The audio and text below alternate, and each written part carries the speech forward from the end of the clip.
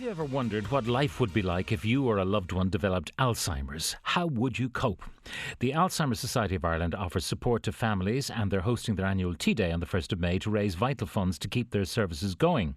Now, the Cunninghams are one of those families who need the society. Seamus Cunningham is about to turn 76, and 2 years ago he was diagnosed with Alzheimer's. Our reporter Ashling Moore went to meet him at Rose Cottage Dementia Resource Centre near Tala in Dublin to talk to him about living with the disease, and he told Ashling how getting the diagnosis was a shock. There was a bit of a low at the time because, to me, Alzheimer's was never spoken about. All I knew about Alzheimer's was affected people terrible. They finished up in homes, and I could see that from my own life, that I was going to finish up in a home where if I even wanted to use the toilet, be someone with a bunch of keys would bring you out and bring you out. And that was my big low for a long time. Until I met Rose Cottage, and that was the whole change for me, to find another group of people like this, that we were all in the one boat, we don't complain, and we're all living normal lives. Very little has changed in my life. I'm still a member of the guild. I meet my friends quite normally, every so often. Never feels going to a hoolie or a party anywhere. Now, Seamus has decided that he doesn't want to hide the fact that he has Alzheimer's because he finds it easier when people actually know.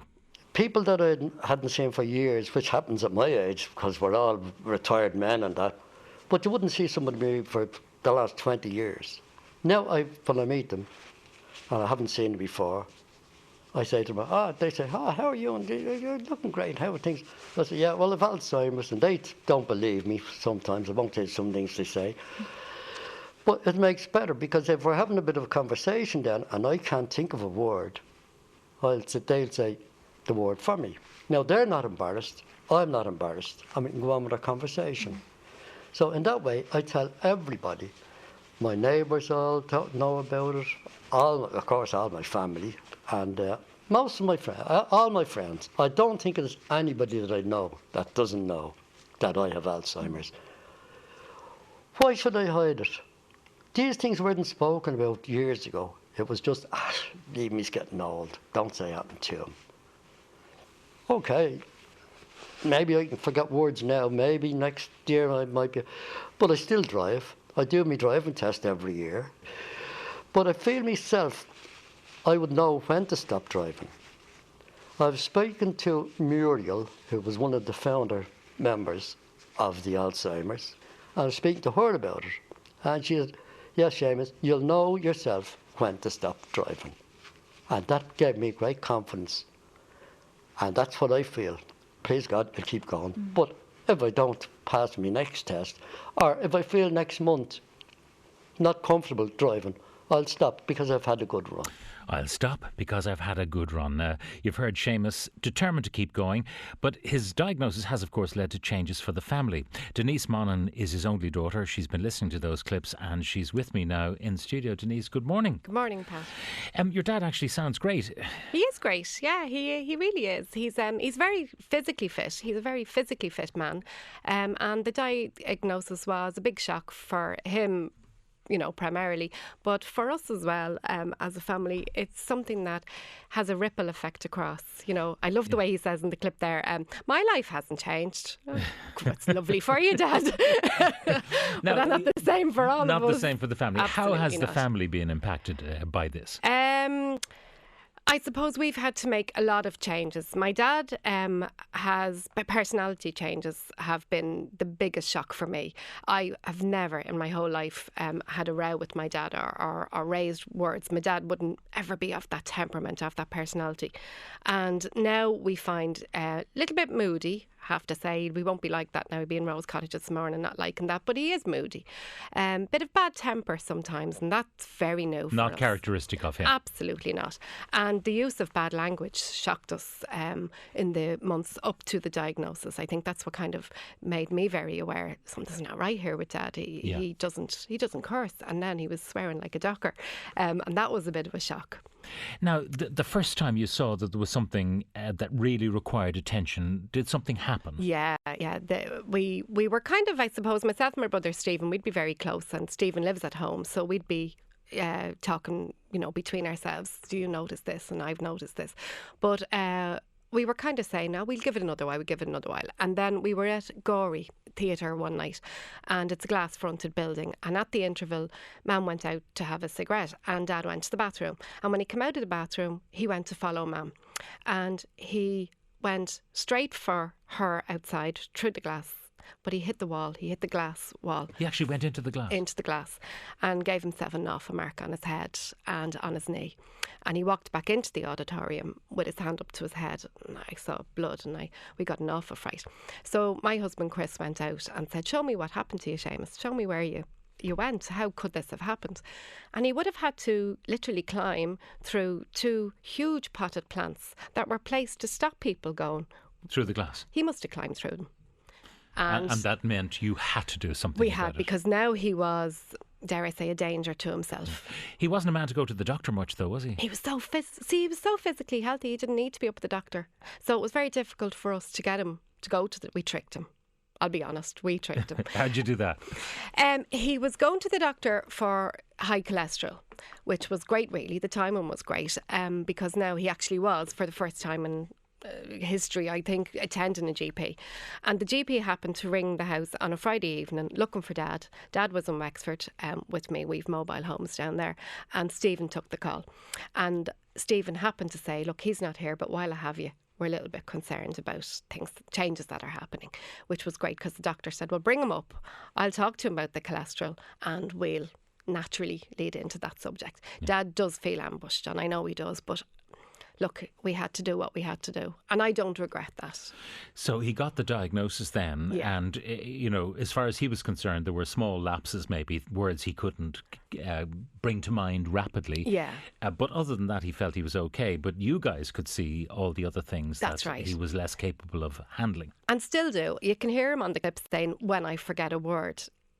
There's far more to Alzheimer's than forgetting a word. What Dad's logic and reasoning has taken a bit of a hammering. He used to go to the bank every Friday to do his business at the ATM. And more often than not, he'd come back and say, "That blooming machine's not working again this week. It's after swallowing my card, or I had to go in and get the girl to come out." And there's somewhere in there, the logic would say, maybe it's not the machine, maybe it's me. Maybe I'm putting in the wrong number. But no, it was the machine. Every Friday, the machine failed Dad. Yeah. Is there any other Alzheimer's in the family? Yes, my granny, Dad's mother, would have had it, and 2 of his brothers would have had it. And I think that was the fear factor for Dad. Am I going to go the way they did? And they ended up in home. And when he got the diagnosis, I perfectly understand the fear that there was for him, where I was relieved. Now we had the diagnosis. Now we can start get the supports for him. Yeah. And the point is that with the work of the Alzheimer's Society, that people can be at home much longer, can be much more independent. Well, you wouldn't believe. People at home are probably saying, 75-year-old man with Alzheimer's, gosh, that he must go wandering. He does none of that. He lives so well, because with the Alzheimer's Society, we have Michelle who works with us, and she has given Dad lots of strategies around living very well, independent living. She sorted out the issue around the ATM and gave him a number, that was easy for him to remember and things like that. He's a member of the National Dementia, the Irish Dementia Working Group. He's a member of that as well, and his experiences there are very, very valuable. How has your mother coped with the changes in her husband? Oh, that's a tough one. That's a tough one, because he blames her for everything. Absolutely. If it's raining today, it's probably because she did a load of washing this morning. That's her fault. It's raining. She gets the blame for a lot of stuff. And we've had to support Mam as well as, on the other hand, watching Dad, you're watching Mam. And sometimes literally standing in the middle and trying to diffuse a situation. Now, it is a progressive condition, so his abilities will diminish as time goes on. We have a little clip of him talking about the future. I sort of broke down one day with Denise, and she said, "Why are you upset?" That was the time when I was at a very low. And I said, I know how I'm going to finish up in one of these homes and all that. Well, poor old Denise broke down and she had tears. And then when I left her, I said to myself, I must get myself together. I'm not going to let this beat me. And since that, I've always been trying to improve. I won't let it get me down. I'm not really fighting it because there's nothing to fight. But I do my best to keep going. And I won't let it get me down. I still have the same normal life, as far as I know, as I always had. Well, isn't that good that he is happy with the life that he is living, irrespective of the fact that there are now deficiencies there? Yeah, it's great for him because he has the right attitude. 99.9% of the time he has the right attitude. You know, I'm going to... But again, it's because the supports are there, Pat. We have Rose Cottage. It's a daycare centre. And he goes Monday, Wednesday and Friday. Now, we notice a marked change in his humour if for some reason or other he can't go to Rose Cottage. It's a marked change. For example, the bank holiday weekend, Patrick's weekend, he went for about an hour on the Friday morning because we were going to Wexford for the weekend. He just kind of ran in and ran out again.